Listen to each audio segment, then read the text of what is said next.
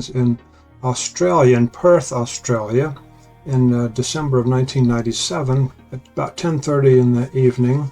Gigantic flying creature, lizard-like is what the lady said. It's a husband and wife couple that were taking a walk, and quote, "My husband and I both have talked about what we saw many times since that night in 1997, and yes, we believe it did have a tail, and don't believe they were feet, but actually a tail.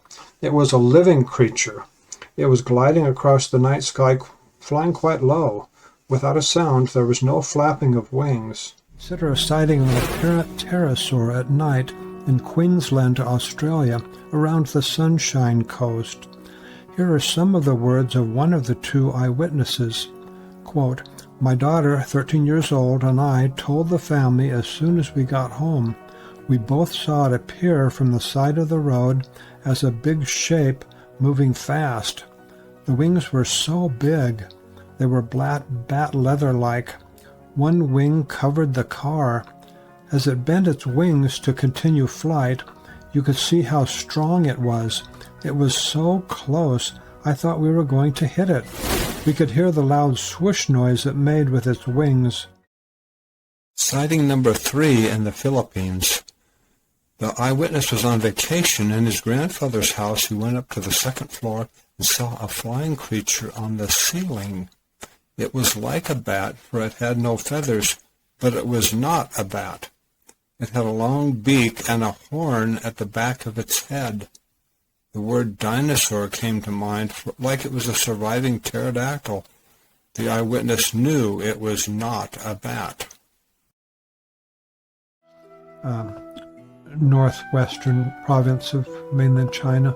The local people in Xinjiang, China, call these flying creatures dragons, although they do not have long tails. Now for a sighting in Sudan, Africa, from an email I received many years ago. The words quoted are from the eyewitness himself about his encounter when he was a boy. I included this in my nonfiction book, Searching for Ropens and Finding God, 4th edition. Quote, "In Sudan, the classic house is one level, made of mud bricks.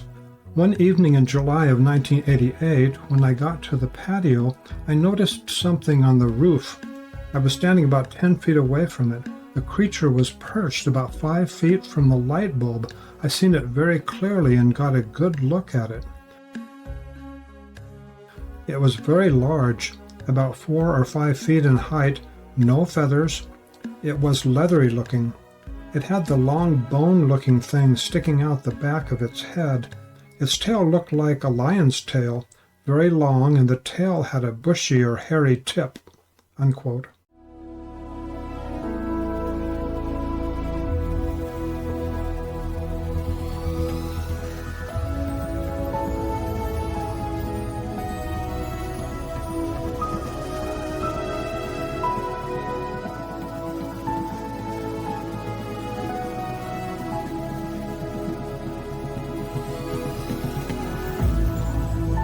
Way in February of 2017.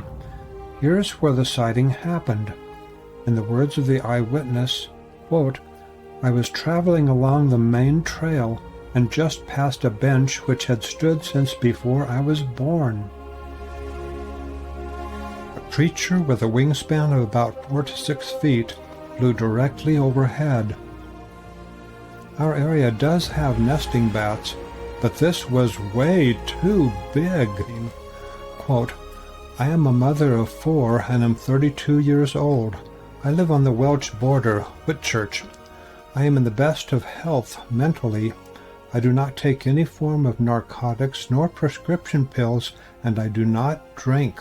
I went into the garden. We live in a wildlife reserve which has an abundance of birds and wildlife, including eagles and hawks, heron, geese, swans, etc. It's usual for them to fly overhead, and I see them. You hear their calls and get familiar with sounds. On this particular morning, I heard a very strange screech. I had never heard it before, and it was very loud. I could hear it getting closer. Nothing prepared me for what I actually saw. I saw two pterodactyl flying side by side. It had a giant-sized beak, and the wings had no feathers." Unquote.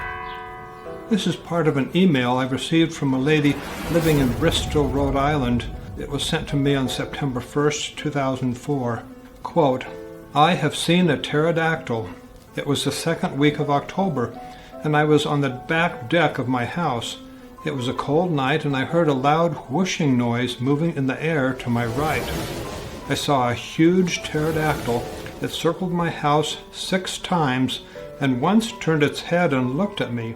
A retired policeman's report, a true story of a Ropen, a long-tailed pterodactyl in upstate New York. William Lasham of the Massena Police Department in about the year 2003 had just finished talking with a driver who had stopped on the Parker Avenue Bridge. He looked upstream at what he first thought was a bird.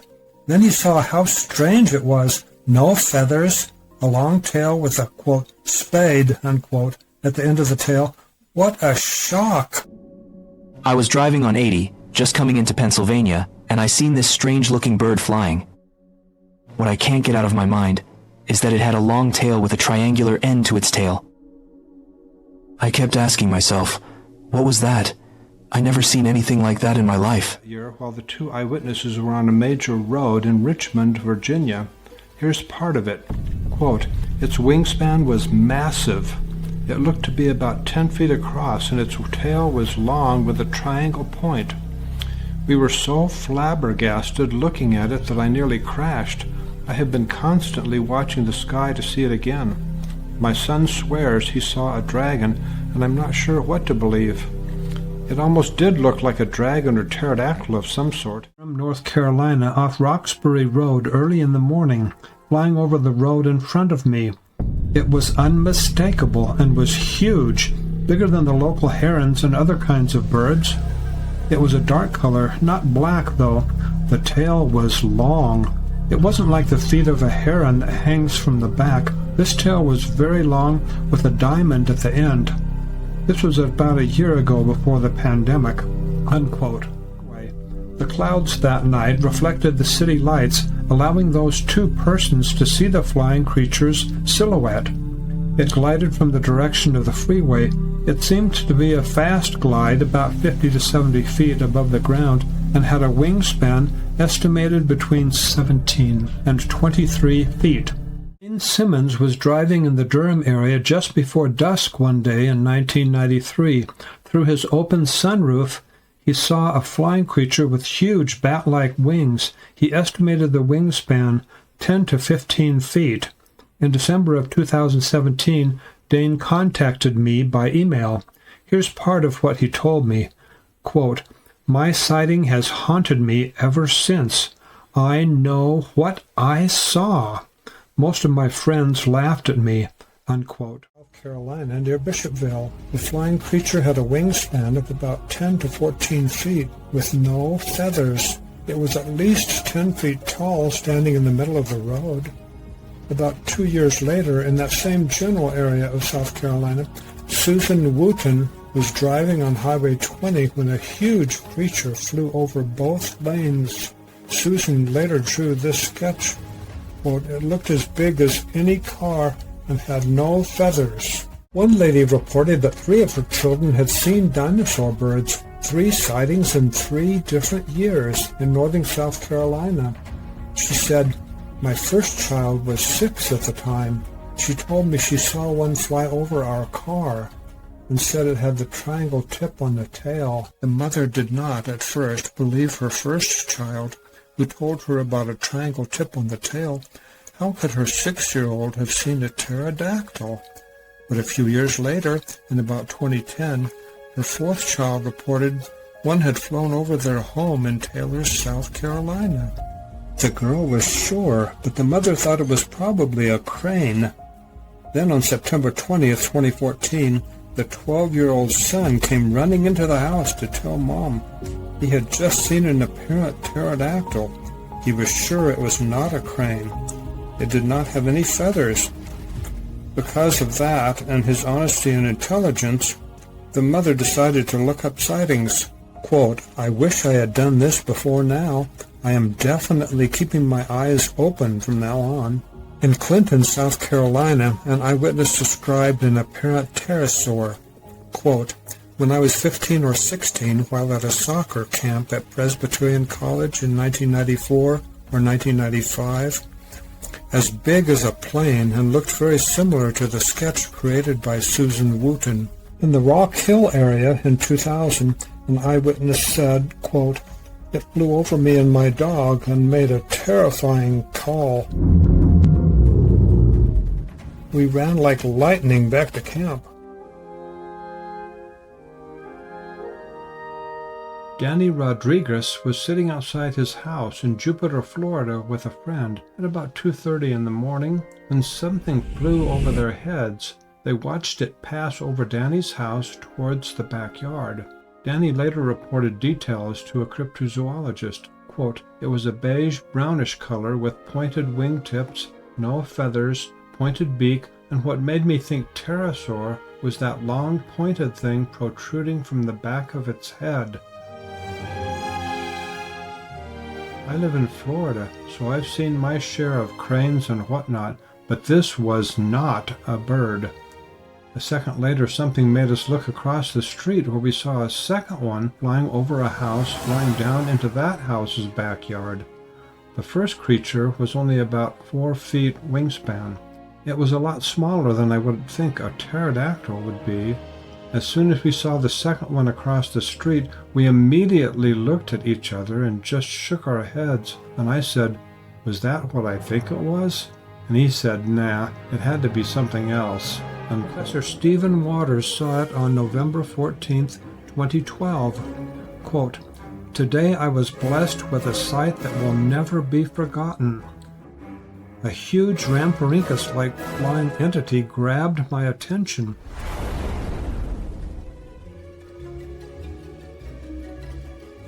It was flying close enough it could have been shot down. It was that close. A tail as long as its torso, with a large bulb or lump at the tail end.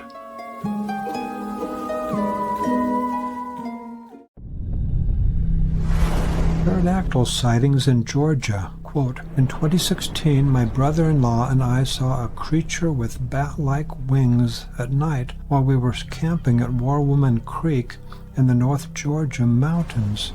Quote, "Wingspan at least 15 feet. I saw it the first night. The next night he came running to me, terrified, when he saw it go over the trout stream." End of quote. I replied to the eyewitness, "Thank you very much for sharing this with us. Did your relative tell you any details about what he saw?" Quote, "He just said he saw a giant bird fly over the stream, wingspan of 15 feet or so. Only after he told me his story, I told him I saw the same thing the night before, but did not tell him for fear of ridicule." Unquote. Pterodactyl terror in Texas. Sighting number 27 was in Brownsville in around the year 1995. Call this the Dracula encounter. The girl, about 12 years old, walked into the backyard. Why did the dog look scared, hiding behind that tree? Then she saw the figure standing in the neighbor's backyard. What had terrified the dog? It seemed like a very tall man. He apparently was draped in a long black coat, or cape. At first, the figure was facing away from her. Then it turned, revealing its head, non-human. Dracula came to the girl's mind. It turned its head again, and the girl thought pterodactyl. Then it lifted its wings and started to glide towards her. The girl ran back into her house, just in time. In the words of another eyewitness, in 2010, I was traveling home here in Austin, Texas, going northbound. Something in the sky caught my eye. I knew I recognized it, but it took me a moment to realize. This bird is supposed to be extinct, On about September 25th, 2021, I'd phoned Alex Salinas and talked with him. It was in about 1998, when he was about 17 years old, when he saw the flying creature at about 11:30 at night near what are now called the North Side Apartments in Weslaco, Texas. The area is a bit north of Walmart in Weslaco. A mist hung over the grass, but the sky was clear when he saw something flying. At first, Alex thought it was a crane, but it was flying alone at night. Not a habit of cranes in that area. It was gliding slowly. Alex estimated only 2 to 3 feet per second. As it got closer, he realized it was not a crane or any other kind of bird. It was leathery and had a long tail.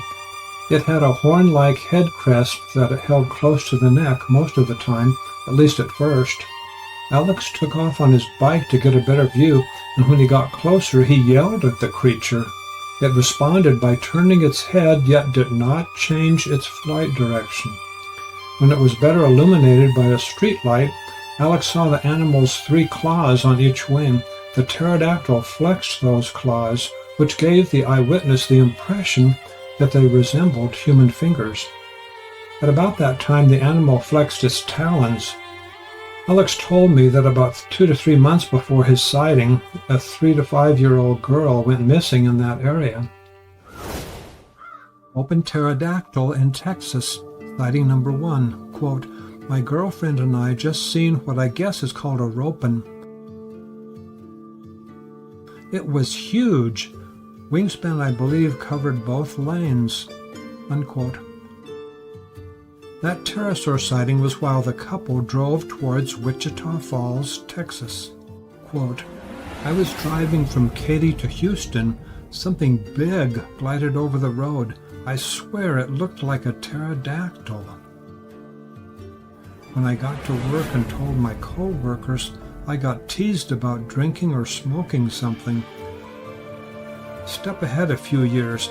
I was talking to my wife on the phone. She said, 'Oh, what am I looking at? Something is standing in front of the water trough. I'll call you right back.' I called her back and asked her, 'What was it?' 'I don't have any idea. Its neck was long and it had a pointy beak and head. It looked like a pterodactyl." Unquote. That husband and wife each had their own sighting in different years. Pterosaur sighting in New Mexico. Ropen seen by 3 men.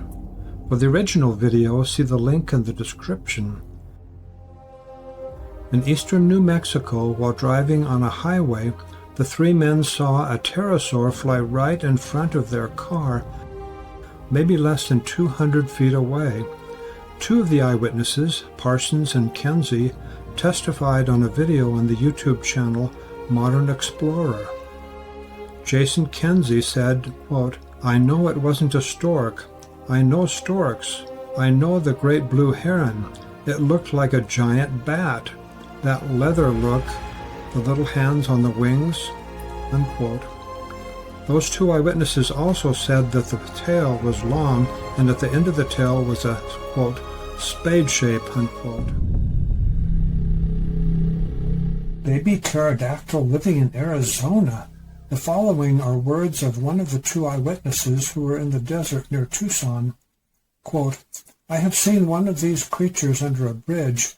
My son was with me. It was a baby and was covered in soft, whitish-looking fur or down. There is no way this creature was a bird. The top of its head was molting, with the top knot protruding. We were standing not more than 15 feet from this baby. It was unhappy with our arrival and spread its wings out and tried to adopt a bird-like attack, but it was almost toppling over onto its face because of the incredible wingspan, at least 3 to 4 feet on each side."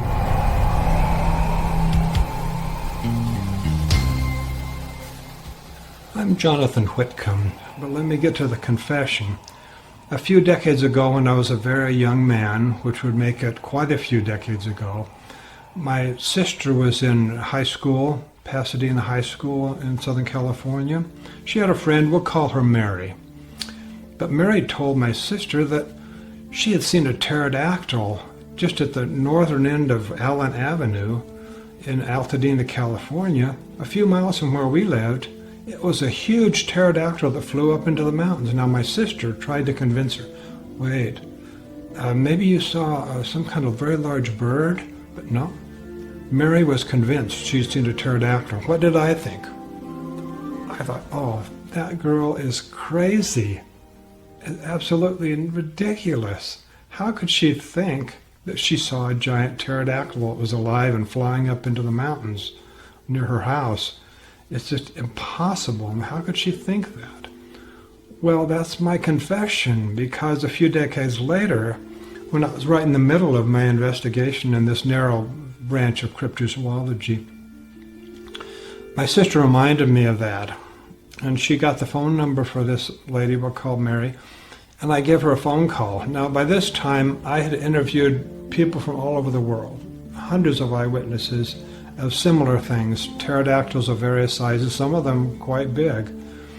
And so when I talked with Mary on the phone, I had a totally different attitude, and I believed her, even though she told me that the pterodactyl she saw flying up into the foothills in Altadena was the size of a bus. Now remember, a bus in this period of time, the 1960s, as far as I recall, there were no minibuses. A bus was a bus. It was a regular-sized bus.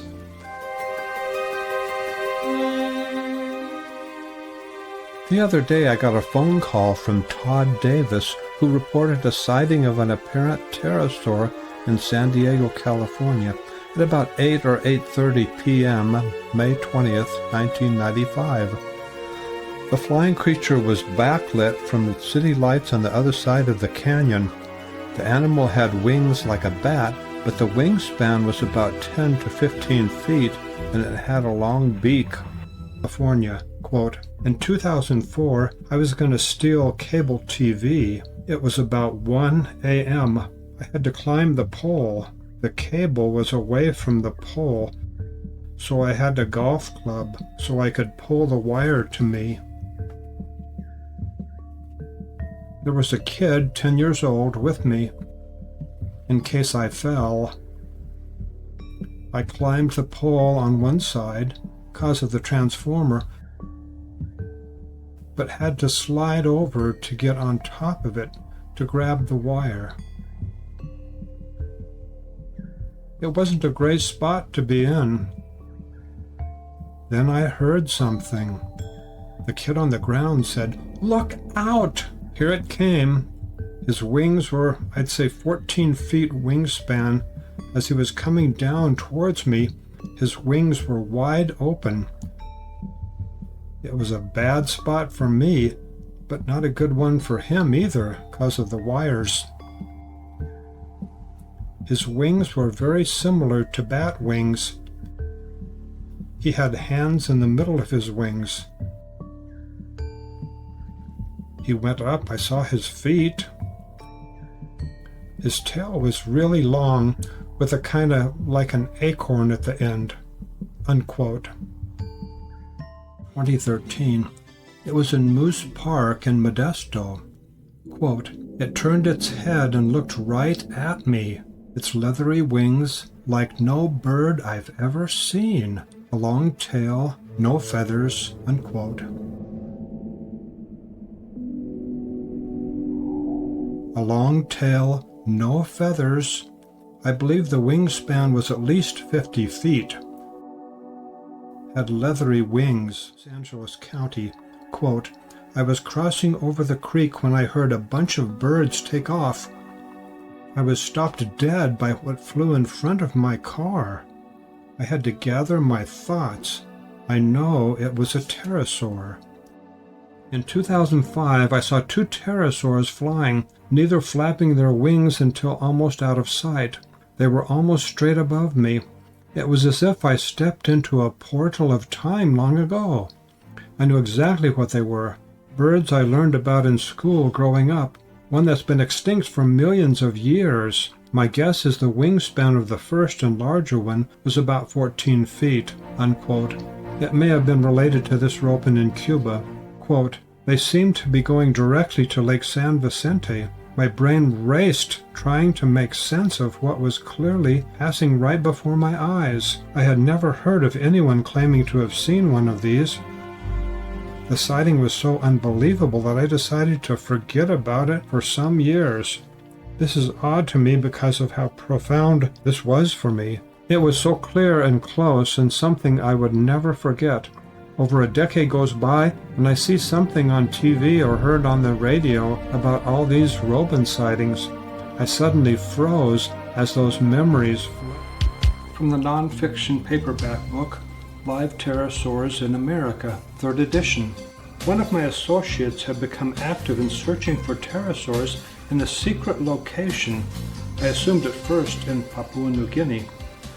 Those who watched the night skies with him were astonished at the light display of large glowing creatures diving and swerving, but most of the flyers were not glowing.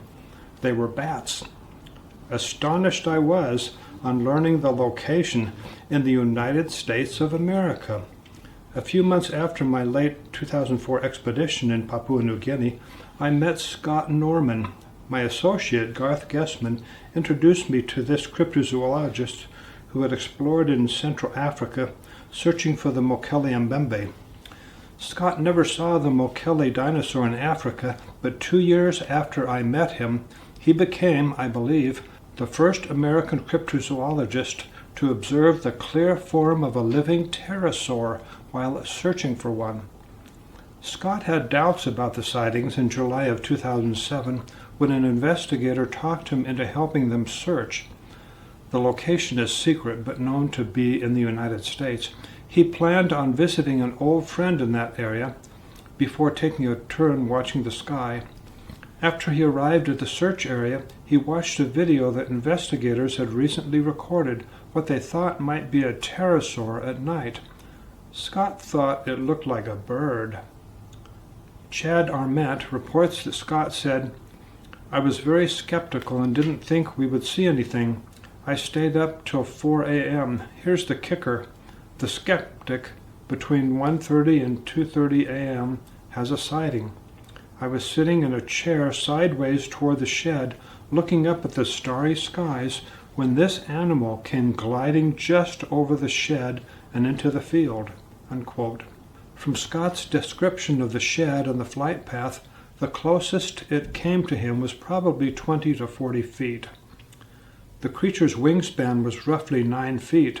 Scott described the wings, bat-like because of a heavy wavy appearance. He felt that the body could have been over 5 feet long, with the neck at least a foot long and the head about 4 feet long. Lack of any sign of a tail interested me, for just a few years earlier a local man had seen, in daylight, what investigators assumed was the local pterosaur. It had a tail. Maybe Scott missed the tail in the dark.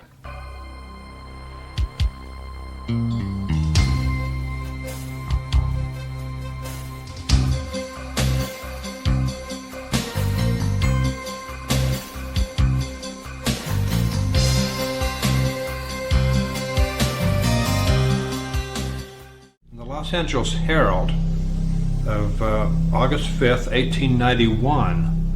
Now listen to this. This is, here's the title. Pterodactyl sports gunning for dragons near Fresno. Subtitles. Monstrosities which are half alligators, half birds. Wild, weird story of a Fresno newspaperman. 2 screaming dragons snap their jaws and show their teeth. 6 feet long and look like frogs. I think I better mention something about this. Offhand, we think, well, they're dragons looking like frogs. It's just all nonsense. However, there are many details in this particular article from 1891 that suggest that maybe that's not such a fantastic story. For example, scientists for many years have known that there's a particular posture that a pterosaur would take, at least the ones that lived a long time ago. When they would be at rest, the wings would fold up a certain way, and that wing shape, the way that it went out and kind of bumps on the side, could very well appear to be like frogs, the way that the wings went, sort of resembling that kind of a shape. So not everything in this article is too fantastic. In fact, most of the things in this article, I think, are based upon some truth of what people actually saw at the time. California desert flying creature, pterodactyl or pterosaur sighting. This encounter was in about 1991, in the words of an eyewitness, from an email sent to Jonathan Whitcomb in 2007. I have been haunted for close to 20 years by what I saw in the desert. I have never told anyone. I was afraid I would be thought nuts. I can't tell you what a relief it is to know I am not alone. We were sitting in the late afternoon shade of a ridge, on lawn chairs, enjoying the solitude and peace when it passed over. I caught sight of it with the corner of my eye and looked up. It was soaring along the side of a plateau not far from us. We knew what it looked like. In fact, I remember saying, "That looks just like a pterodactyl." What I saw was large and very much alive. Its hue was close to the hue of the desert sand, but more the color of rust. Its skin, I say skin because there were no feathers, looked like dull leather, sort of dusty looking. It seemed to soar like a large raptor. The back of the head was pointed. We knew it had to have been a lot larger than an eagle, maybe 3 times larger. 3 pterodactyls and the Oregon surfer in 1986 at Brookings. Quote, "I was surfing early morning when the waves went flat and fog moved in. I was sitting on my surfboard when 3 huge, 18 feet across wingspan glided right at me out of the fog. I was knocked off my board and they sailed into the fog. One looked at me, its head tilted, to give me an angry look. The fog rolled out and the waves resumed." Ropen courtship in Washington State. Teenager biker in shock. Pterodactyl pair tries to mate. This sighting of 2 long-tailed modern pterosaurs was in about 1987. In the words of the eyewitness, quote, "I was riding my bike home from a friend's house around 5 p.m., unquote. I lived in the country with my parents. I heard a strange noise, a screech. I looked to my left. On a wood plank fence were 2 of the biggest bird-like creatures I could ever imagine. I almost crashed my bike. I noticed their heads. Then I thought, this can't be. Could they be dinosaurs? Ropens?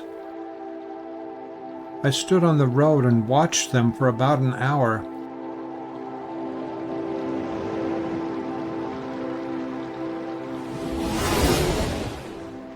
One was hopping off the fence and appeared like it was teasing the other one.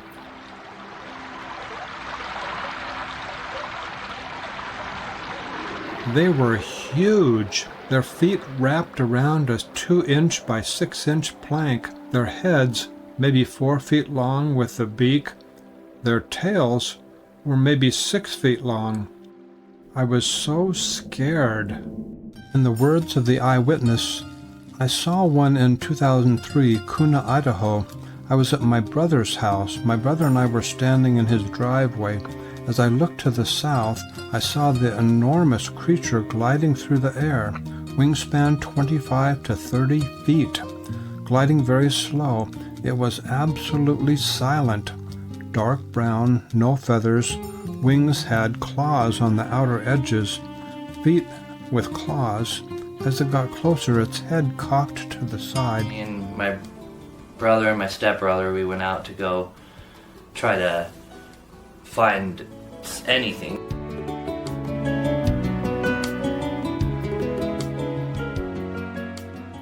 And there's three of you, right? Mm-hmm. There was you and your brother, Dallin, and then there was your My stepbrother. stepbrother, is Jonathan? Mm-hmm. Okay. Who saw the creature first? I did. Just the animals that live next door. There's a little farm next door. They started making all these weird noises and everything like that. And it flies over. I see it, and I was like, guys, look at over there. It's kind of just glided. It's going to be about 20 feet, maybe 15. That was probably my best guess on there. 15 or 20 feet in terms of Wingspan. wingspan. Okay, thank you.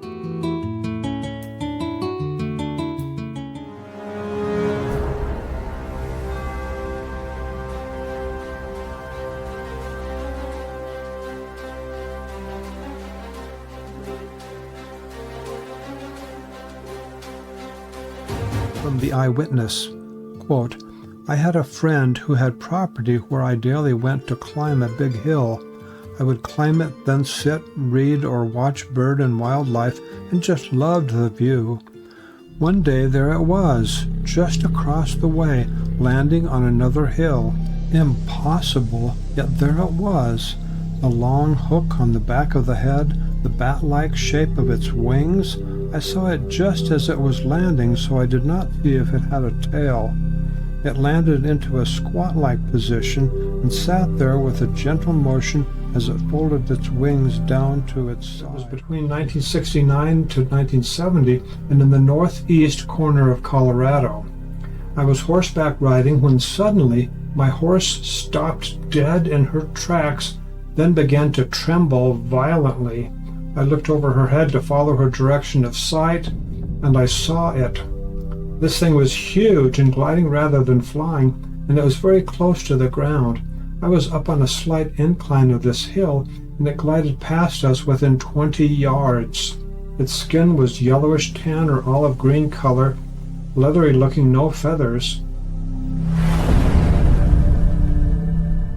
I looked it in the eye, and to me, it looked evil. It didn't make any sound at all. There was the appendage on the top of its head. In Kansas, a lady had been driving between Rush Center and Larned. Quote, I immediately thought of a prehistoric bird when I saw it had a wingspan of 16 to 20 feet. Unquote. Another prehistoric bird in Kansas. Quote, my wife and I were leaving the small town of Hudson driving. Something huge took to the air from the top of the tree row. I am familiar with owls, etc., and this thing dwarfed them. I said, what the hell is that? My wife said, did you see it too? It looked like a dragon. Unquote. Pterodactyl. Now for a pterodactyl sighting in Brookfield, Wisconsin. Kevin was at the Elm Brook Memorial Hospital in the afternoon of September 21st, 1988, waiting for the birth of his first child. Alone in the waiting room, he looked out the window and saw something flying in and out of the clouds. Kevin soon realized it was not a plane, and he later reported to a journalist, quote, it was bigger than a full-size pickup truck, but smaller than a Piper Cub plane, unquote. On hunting trips, he'd seen large birds, but this was much bigger. The flying creature glided closer. He later gave a wingspan estimate, 12 to 15 feet. When it got to within 300 feet of the hospital, Kevin thought about calling for somebody to come look at it so they could verify what he was observing. That is when he sensed that the creature was looking back at him. The young man instinctively froze and kept quiet. The animal was probably unaware that window glass separated it from that human, but it took no chances, soaring away into the clouds. Kevin did not see any feathers on it and said, quote, it was more bat-like, unquote.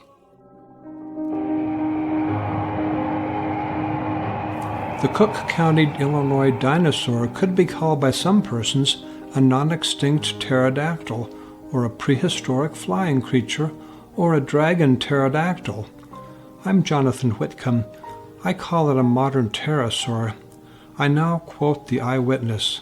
Quote, I was 17 in 1968. It was late spring, and I went outside my residence at Lansing, Illinois.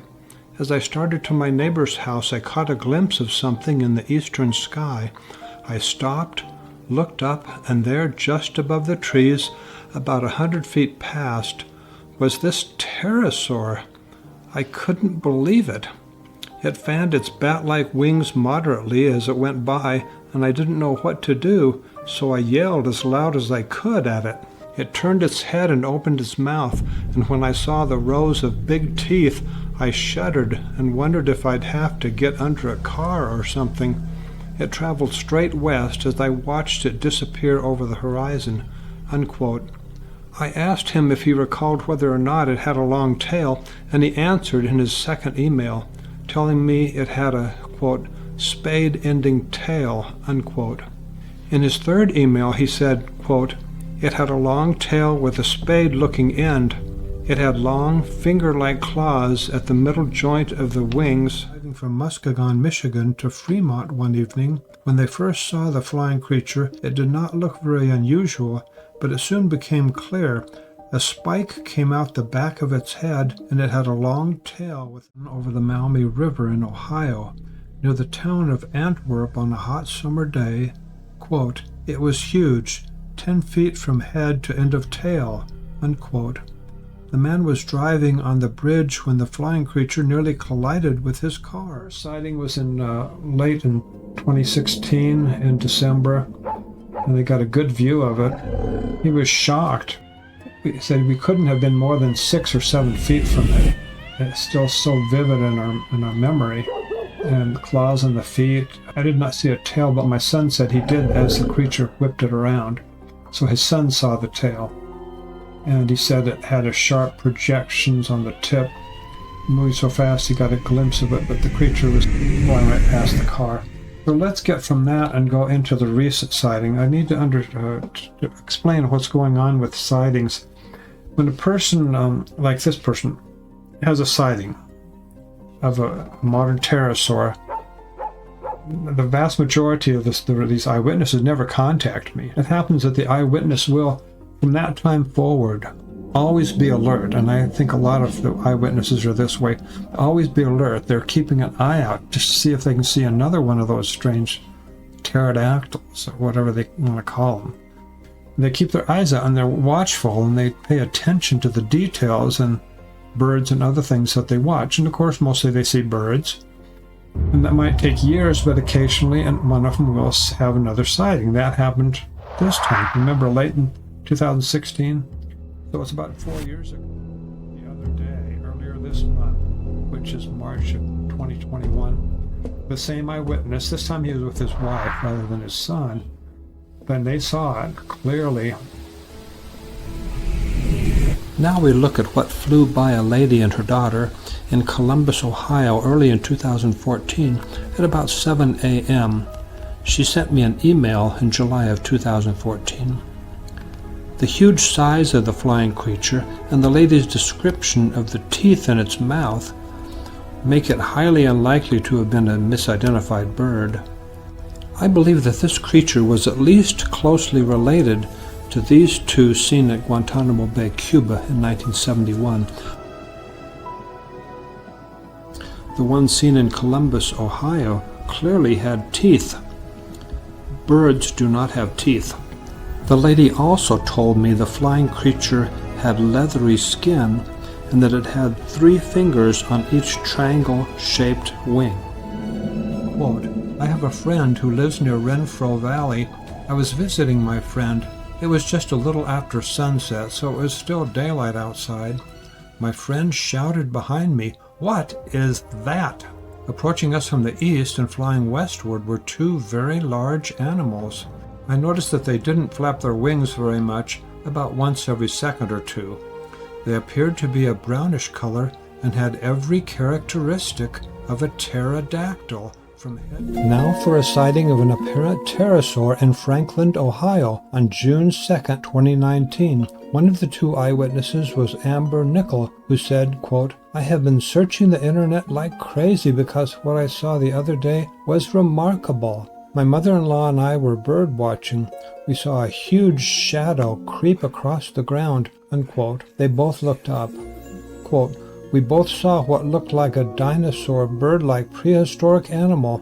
There were absolutely no feathers. It was the size of a small private jet. This sighting has consumed me. I've seen cranes and I know it was definitely not a crane. I'm just beyond clueless what this creature was. We now cover it here anyway. Many years ago, one night in West Virginia, a father and his daughter and son were in an outdoor hot tub. I now quote the words of the boy. Quote, "My sister was counting stars. She spots this giant winged creature flying across the sky. It was way up, and its wings were flapping slowly. It was glowing." Unquote. This was a couple miles from Point Pleasant, West Virginia in October of 2014. Pterodactyl sightings in New York State.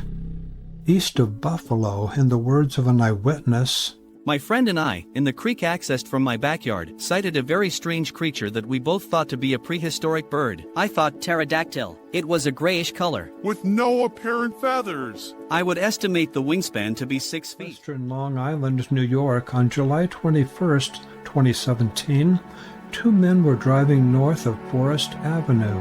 We both saw a huge dark bird flying leisurely west-northwest, turning north out of sight. The sighting lasted no more than 30 seconds. It had an extremely long wingspan, had a slender, elongated tail with an unusual formation at the end of tail. The direction it took would bring it to a large area of wetland. The tail resembled Mr. Coon's Cuban sketch in length and form.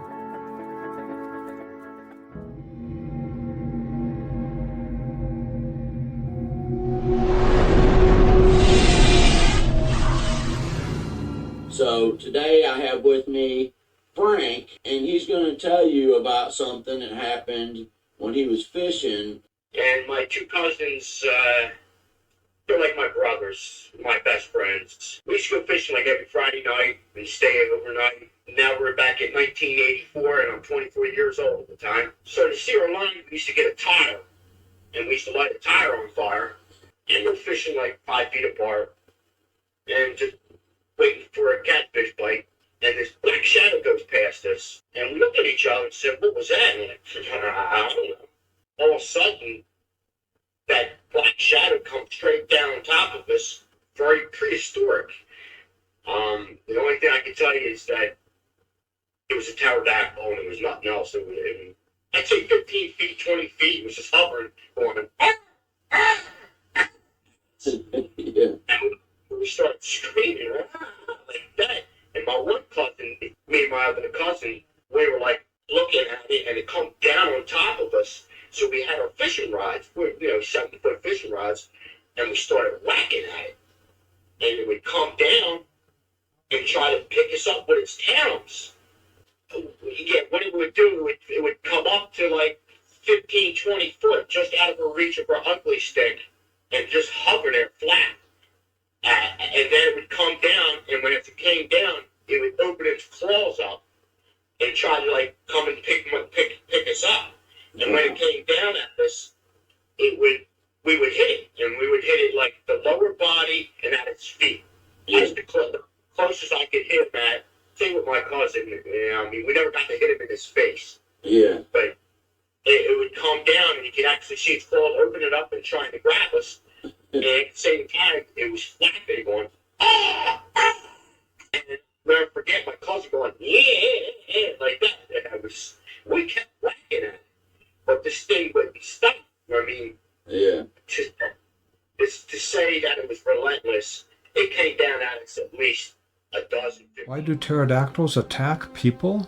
Don't go fishing at the wrong place at the wrong time. That happened to Frank Cecilia, and its wingspan was about 21 feet. But why were Frank and his two cousins in danger while fishing? And what group of people are not fishing when they're attacked? And how can those flying creatures be pterosaurs? Aren't they all extinct, like dinosaurs? We will get to each of the answers, beginning with Frank's encounter in 1984, before getting into details on his sighting that night. Here's the point. That big flying creature was not trying to catch one of the three men for its dinner. It was a territorial dispute. It was most likely protecting its fishing territory. 2, 3 o'clock in the morning, it's really catfishing time. So to steer a line, we used to get a tire, and we used to light a tire on fire.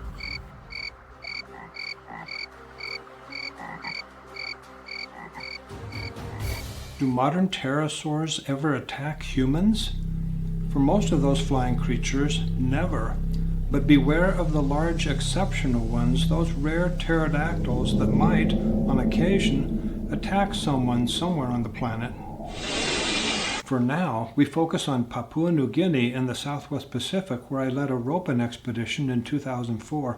About 150 miles north of Umboy Island is Manus Island. In this area, the natives call the Ropen Core. In 2010, I received a few emails from a native who was born on Manus. I now quote parts of his emails. Quote, "This is the story from the grandson of the man who killed the creature," unquote.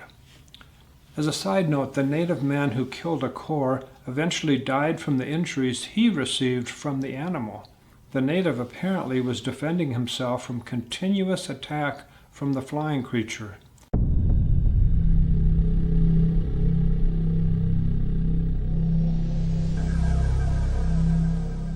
Now back to the story. Quote, "It has been endemic to the southeast Rapatona electorate until the early 1940s, where they declined in numbers. It was so bad that fishing at night stopped for years," unquote. I have no independent verification for that, but apparently the natives in this area stopped fishing at night because of the danger from those flying creatures. Now back to emails. Quote, "The creatures described as having skin all over it. The oldies reckoned the core, as it is called by them, fished by skimming slowly around on the ocean's surface. Large ones have been seen to take turtles, dolphin, and even young crocodiles," unquote. Now we get to the attack on the native fishermen. Quote, "This story is from the early 60s, the last death reported by this creature. The native of Tandul village, Pack Island, went fishing and was attacked. The animal destroyed his canoe and he fought it with a traditional fishing spear. Every time the animal attacked, he dived under, and when the light above him showed the animal, he would lunge up, doing only slight damage. It followed him to shore, where a sea cave runs into a crevice which leads into the middle of the island. Badly wounded and backing into this barret, he wedged the spear into a crevice and took the animal through the mouth with the spear. He crawled out, was found by villagers who went to see the animal and told his story. He died 3 days later. Now there are only a few very shy. They have a suspected area. They live in the middle of large volcanic islands in caves. The natives declare it taboo and is never visited," unquote. We're not finished with pterodactyl attacks. And this is not just about some weird flying creature in Georgia in 1995. Let's move 500 miles to the west, 9 miles south of Cordell, Oklahoma, 18 years earlier in 1977. I've talked about about this elsewhere, but we'll go over the basics of what it is. A 4-year-old girl there in that rural area.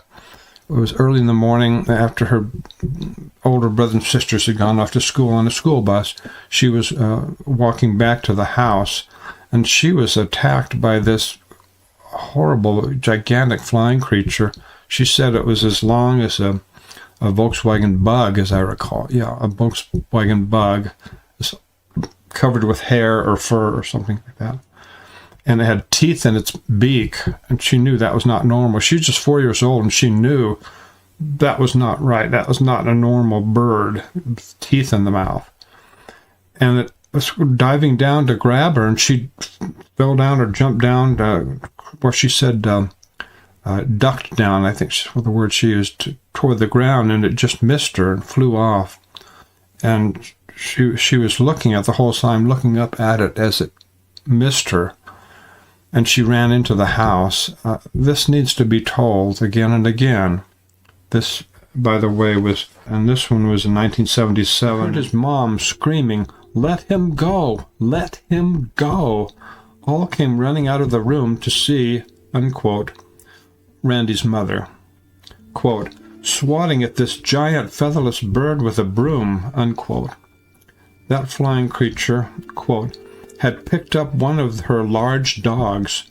The creature finally released the dog, and that was that. She told me her story, and I shared with her mine, unquote. In Mexico, in the year 2000, in the village of Yelapa, near Puerto Vallarta, in the words of an eyewitness, I used to visit Puerto Vallarta, Mexico, every winter. The second day, I climbed a cliff from the beach. I walked a bit and found a nice spot to sit down. It overlooked a huge expanse of jungle. A huge black bird-like creature came from the more mountainous region and flew toward the ocean. Its total wingspan about 30 to 40 feet. It looked just like the pterodactyl. I called a few people, but all I got was skepticism. Why do so many persons report pterodactyls flying over Los Angeles, California? Before the end of this video, you'll know much more than most people know about why strange creatures occasionally fly over cities and towns around the world. Los Angeles is no exception, just another city. You'll know 3 explanations that work together. So let's begin with a hint for the third explanation. Many apparent pterosaurs in Los Angeles County were seen close to storm channels. We'll get back to that. Before looking at flying creatures in other cities around the world, let's look at Griffith Park in Los Angeles. But just keep in mind that strange flying creatures have been reported in many cities and towns around the world. San Diego, California, Hawaii, Taiwan, Malaysia, Indonesia, Australia, Namibia, Africa, Italy, Spain, the Netherlands, and many cities and towns in North America.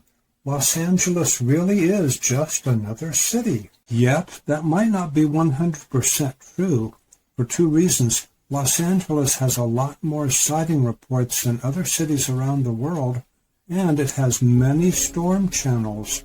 So, think what you will about the following 3 encounters with strange flying creatures.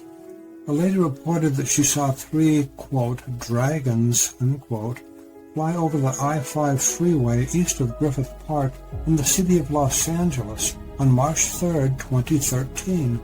Their tails had triangular points, and each animal had a distinct neck between body and head. She looked at these sketches and said, quote, I would say number 13, except their heads were bigger, unquote.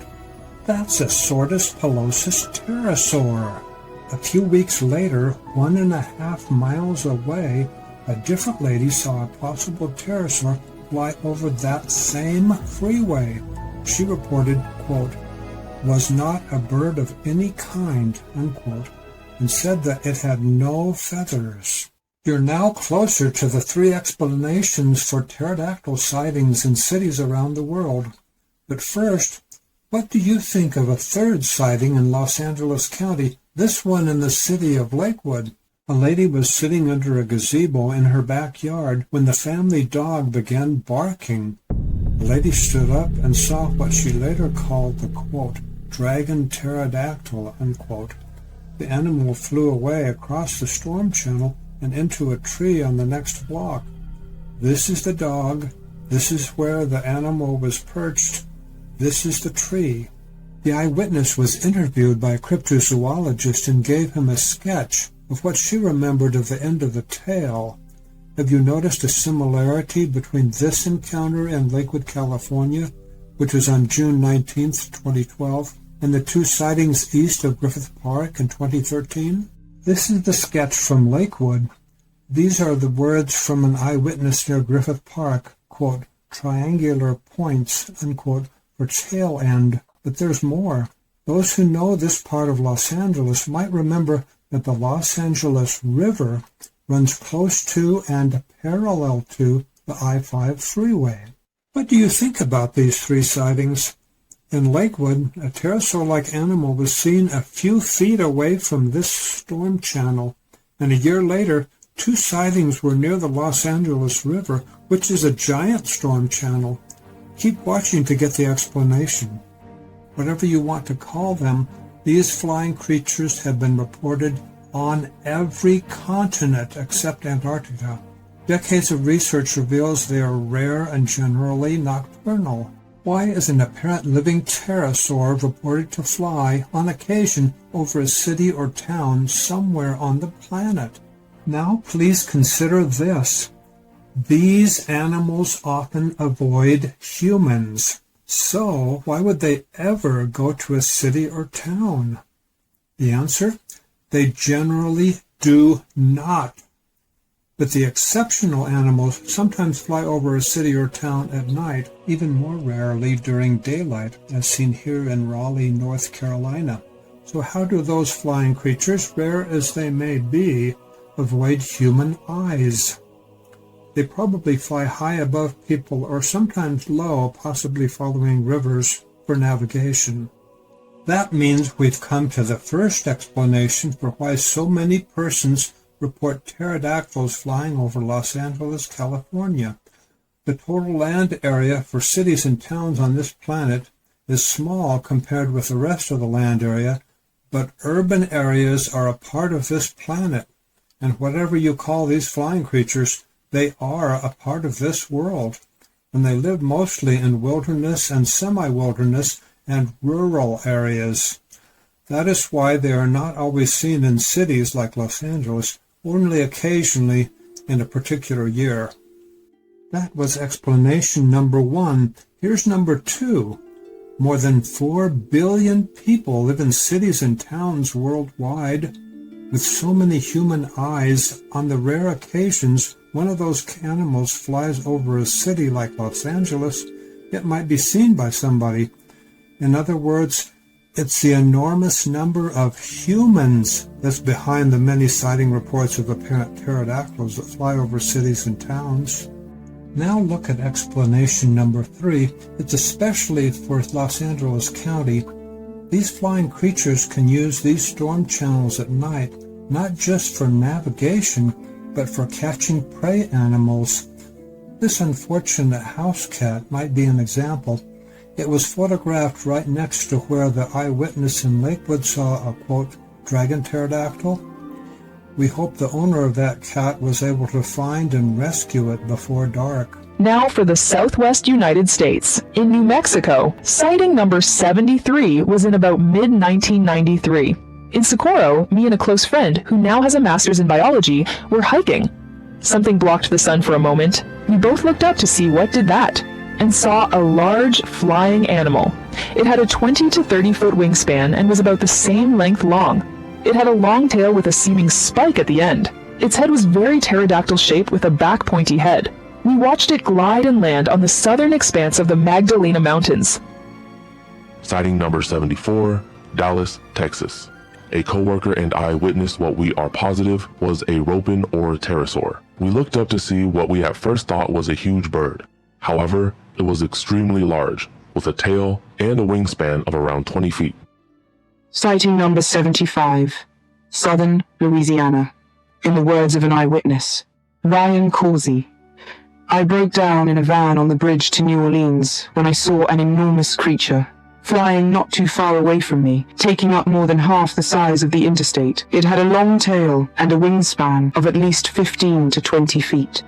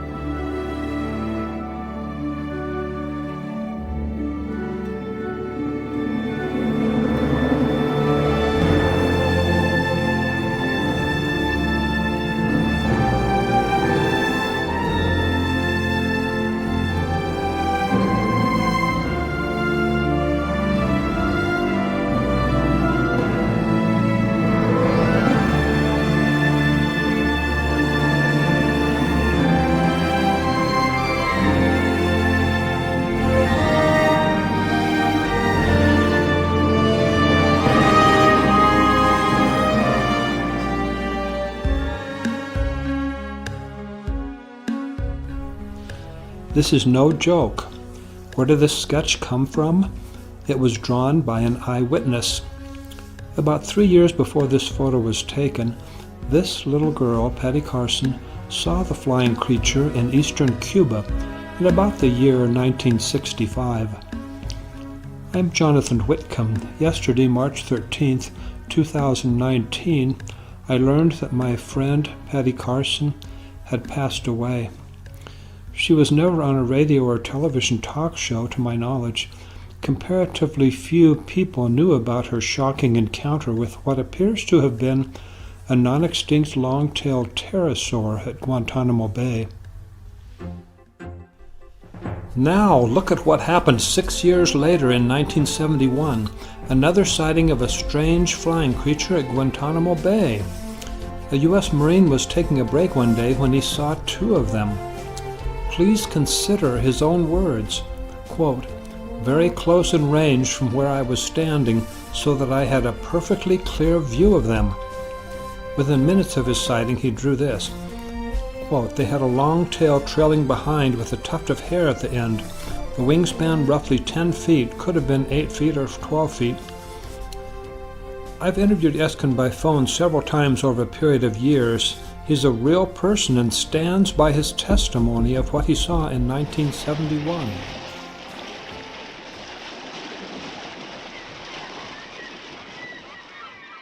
He also said, "There is no mistaking what I saw.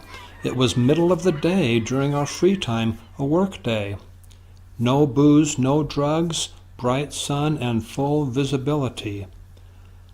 I've spoken with both of these eyewitnesses many times, and both of them convinced me that they were telling the truth. I submit these two sketches as evidence in cryptozoology for the existence of these flying creatures that have been seen by many other eyewitnesses in North America and in other areas of the world. Let's now compare these two drawings with open-mindedness. I see a difference in the depiction of the head crest. Look at it this way. What artist has a perfect memory? Why should two sketches be identical? These are not two photos of the same animal, but sketches from memory, maybe not even the same animal.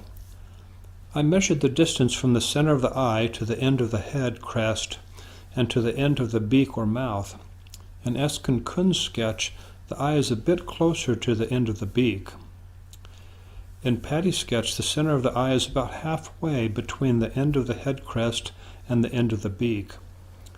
I submit that this slight difference is well within the range of error that we can expect from two gifted artists who have depicted from memory what they remembered of a real encounter with a real animal. The sketch drawn by Patty Carson shows many small teeth. Why does the sketch by Eskin Kun show no teeth?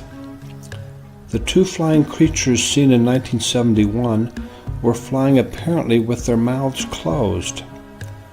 Most of Patty's observation of the apparent pterosaur in 1965 was in those seconds while it was standing in tall grass. In addition, Patty seems to have been closer to the animal than Mr. Kun was to the two that he saw flying. In the earlier sighting, after the creature flew away, Patty ran home to tell her family that she had seen a dinosaur. Consider her own words on what then happened. "They all pooh-poohed me and started to tell me it was a pelican or frigate bird. No way! It was as tall as a man when it stood up on his haunches. It was close. It froze for a few seconds, so I got a good look.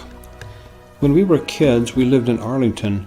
Dad worked in the Pentagon, and we would often go to the Smithsonian Museum of Natural History, and when I saw it, I knew exactly that it was a pterodactyl, and even named it as such to my family. They didn't believe me. I know what I saw. I know exactly what I saw." Flying dinosaurs, the Ropen, living pterosaurs or pterodactyls. How can this be? Well, this is an expedition I took. It's a true story about my own expedition in the year 2004, 22 and a half years ago. And even though some of these things you might have seen already, I've made hundreds of videos over many years on YouTube. And this might be some of the things you've seen before, but there might be some other things you haven't seen. So please believe me, I'm not lying. I really was there on Umboy Island in the Southwest Pacific in Papua New Guinea. And I really did interview these persons. Gideon Coro, for example, I saw him in this remote village with his brother and their friend. These were 3 young men who were 3 of the 7 boys about 10 years earlier who'd gone up to this crater lake. These are real persons, real eyewitnesses. Incredible sightings. I'd like you to watch this, and here's the show. Pterodactyl sightings in a shocking scientific paper. Reports of living pterosaurs in the southwest Pacific, much of it about the Ropen in Papua New Guinea. Where did the information come from? Some of it was from a 2-week expedition in 2004, led by me and a group of natives on the tropical island of Amboy. A few weeks later, Garth Guessman and David Wetzel led the second expedition.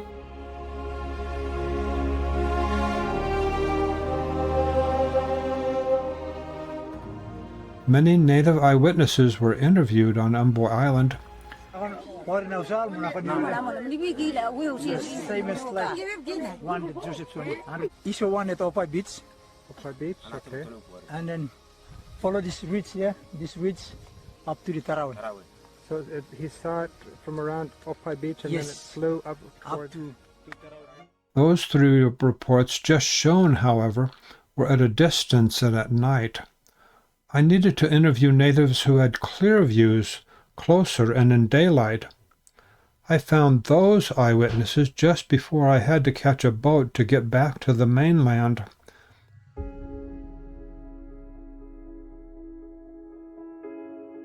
About 10 years earlier, when these 3 men were boys, they were in a group of 7 young islanders who hiked up to the crater lake.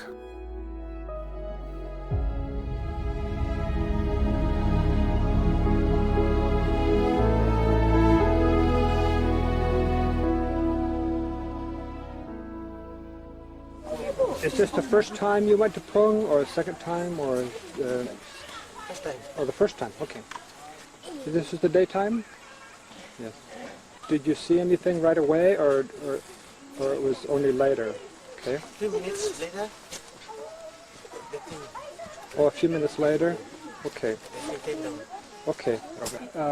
Animal is you call it Ropen? Is that the name they have for it? Ropen. Okay. Did it have a tail? Yeah. It had a tail, okay. How long was the tail? 7 meters long. 7 meters? There's no feathers. No comparison? Okay. So No feathers.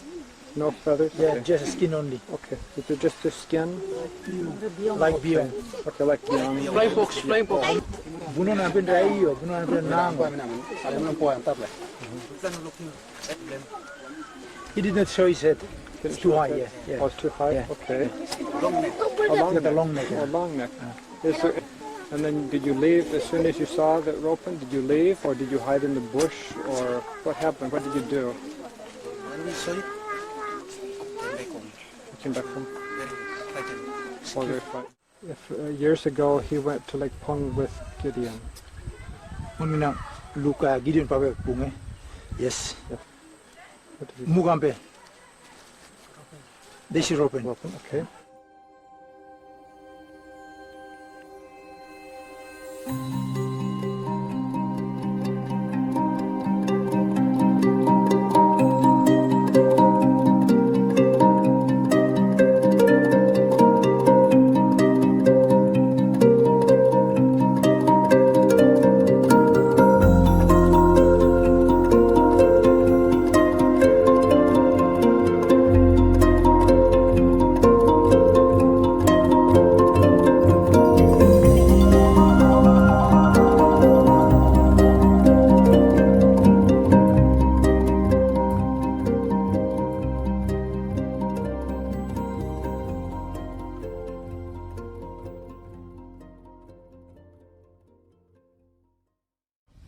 Oh, 1949. 1949.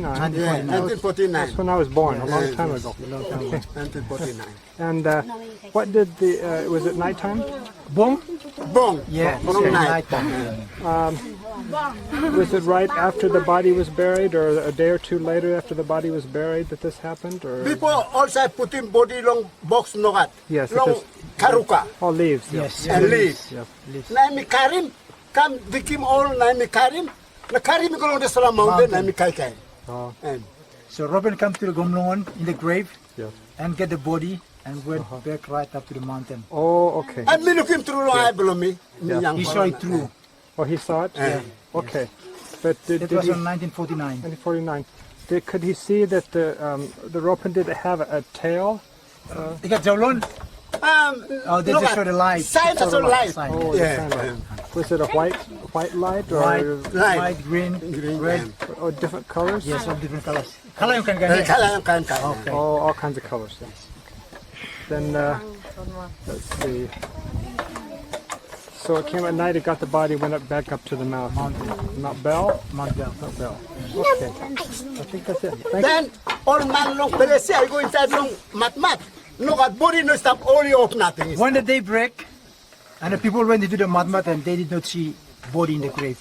Body was gone. Yeah. Okay. Thank you very much. Okay. Okay. Thank you. M-O-K-E, M-O-K-E. Okay.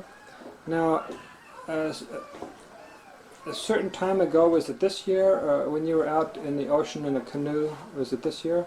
It was this year. Okay. Early in the year? About July. About July? July this year. Okay, that was recently. Tell us your experience. You said you were in a canoe. Was it close to Opie Beach or Bunzel Station? Or was it Yes, at that time it was 11 p.m. in the night. 11 in the night? I was out in the ocean fishing with local policemen. The name was, we were just fishing in between Bunzel Station and Opie Beach. Between Bunzel Station and Opie Beach. Were you very far from the beach or out in the water, or was 100? Just from the beach. Oh, maybe 100 meters. 100 meters, yeah. Oh, yeah. So it was like close to the reef, or close to the reef. So okay. And when you were fishing, was it at first it was very dark? Yes, it was very dark. I was paddling the canoe. Okay. Was there any moonlight to help you with things? There is no moonlight. No moonlight. How do you see if there's no moonlight? Do you have we use the torch. A torch? A diving torch. A diving torch. Okay. That's right. Now, when you're fishing, how do you fish in that area? How do you catch fish at nighttime? We use a diving torch. Diving torch? A local policeman was down diving and getting the fish by using the torch. Okay, the I torch. was paddling. When you say torch, is that the word you use for what Americans call a flashlight? Does it have a battery? Just something like that. It's, we got a battery. Battery in it, and it makes a light. Makes a light in the sea. In the sea, underwater. So it's that's right. It's a machine that makes light from a battery, but it's something you can put underwater. That's right. Okay. And then you can spear the fish with it. Okay. That's right. So do the fish come to the light when you have the light underwater? That's right. The They fish do. comes to the light. Sometimes they just sleep. Oh. And we just catch them. You catch them. Okay. So you were in the canoe, and the police officer was underwater when this happened. Okay. Explain what was the first thing that happened that was unusual that night. Well, that night, about 11 p.m., we are not expecting anything like a flashlight or something. But while I was paddling, suddenly there's a big light just shines on top of us. On the beach, it was all like just like a daybreak. Daytime. It takes about 5 seconds. 5 seconds, and then suddenly it was dark. You know, it's just like a shock. Huh? There was a shock. There was a shock. It was a shock to you? Yeah. Yeah. Because it's so bright and it's so sudden. That's right. So bright and so sudden. Now, when the light was on, you say it was on for about 5 seconds? About 5 seconds, yes. During that 5 seconds, was there any color, or was it just like a daylight type of? It's just like a daylight. Daylight type color. Yes, yes. Regarding modern pterosaurs, David Wetzel wrote that scientific paper I was mentioning last week, the fiery flying serpent.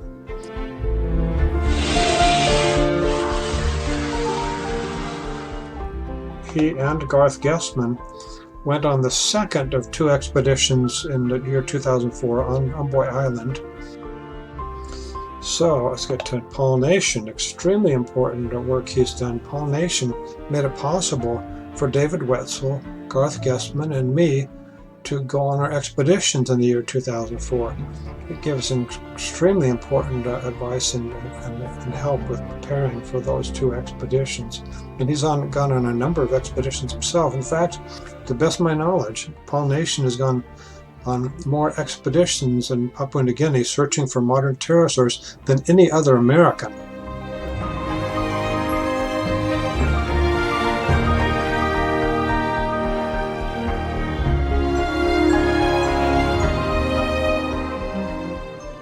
And he is the first American, to the best of my knowledge, to record video footage in Papua New Guinea of a modern pterosaur, in fact 2 of them together, and bring the video footage back to the United States. However, it was not clear enough that we could see any form or features of it, but we saw the bioluminescent lights, the glow of the 2 flying creatures. And interviewed Harriet, the mother, and heard about her sighting from a very short distance. Maybe. I saw something that I had only before witnessed in books. I didn't know there were such creatures at all.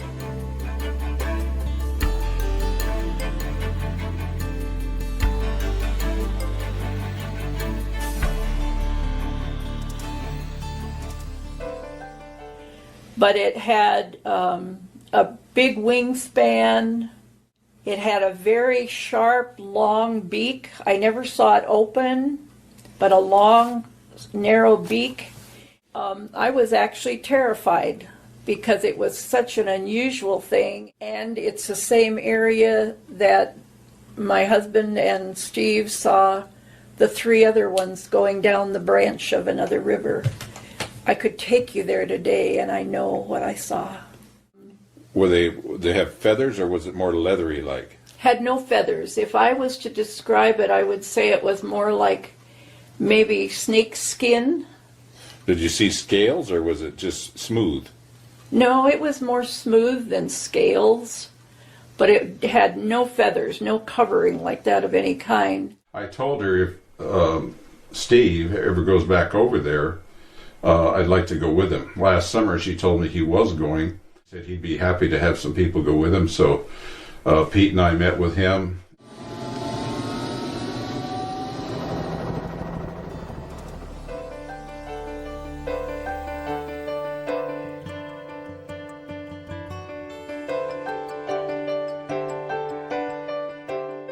I thought we ought to look for an observation point. So I got up on the grade and went up, and I found an area that looked like would work. It wasn't very far, about 150 feet from our hut, and I took the camera. On March 25th, we had a pretty momentous occasion. You were sick that day. Well, I was in my hammock, and I heard big bird, and I came out, I grabbed the camera, I looked up into the sky, and I saw it almost right away. It was almost directly above me. It was larger than any of the eagles or any of the other birds that we'd seen. Leathery, had the claws on the wing. I saw the animal, and I was just stunned. I turned the camera on, and I tried to focus in on it, but it was a very bright day. Almost no clouds in the sky except for very high clouds, white. So I could not get a good view of the thing. I only had a LCD screen to look at. Didn't have a viewfinder, like a hole to look through, a peephole that I could have shaded my eyes. I just shot it up into the air, hoping that I would get an actual shot of this thing. As it turns out, I got 130 frames or so of the thing. Some of it blurry, some of it better than others.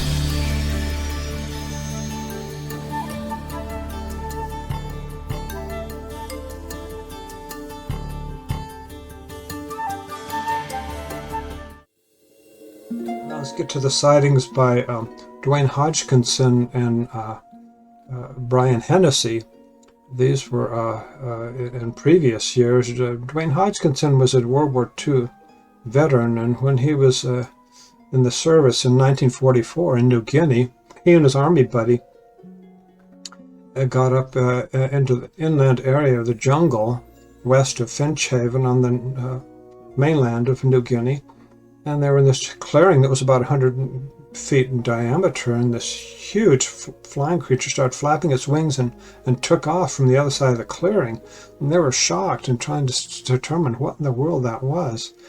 Well, later I contacted, this is decades later, many decades later, when I was doing my investigation in around the year 2004, and I questioned him by emails and by telephone, and at least once by slow mail.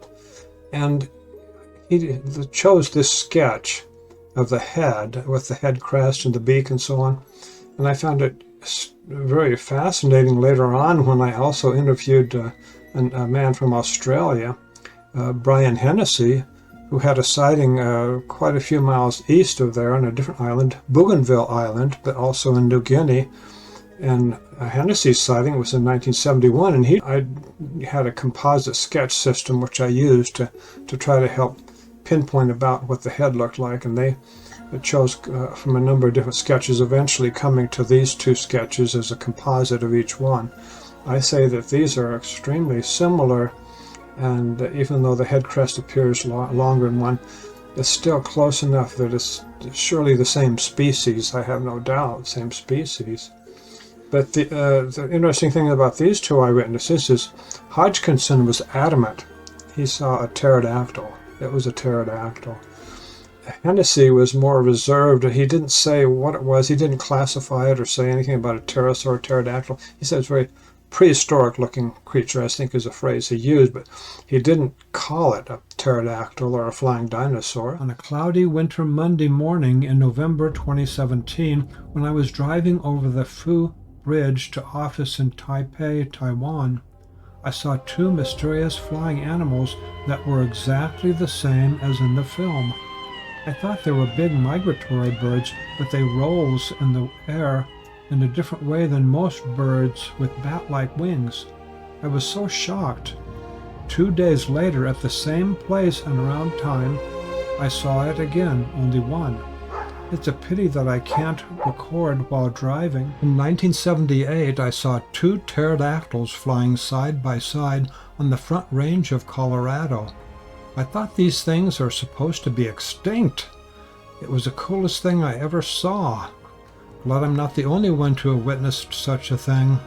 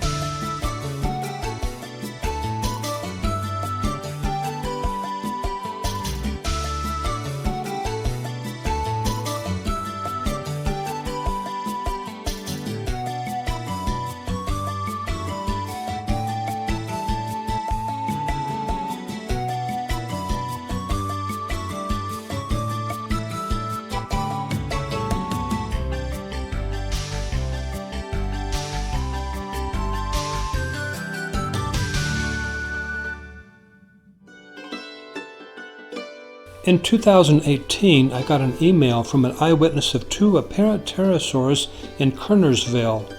He estimated their wingspan was 18 to 20 feet. That was in about the year of 2003 when the man was working at a wall.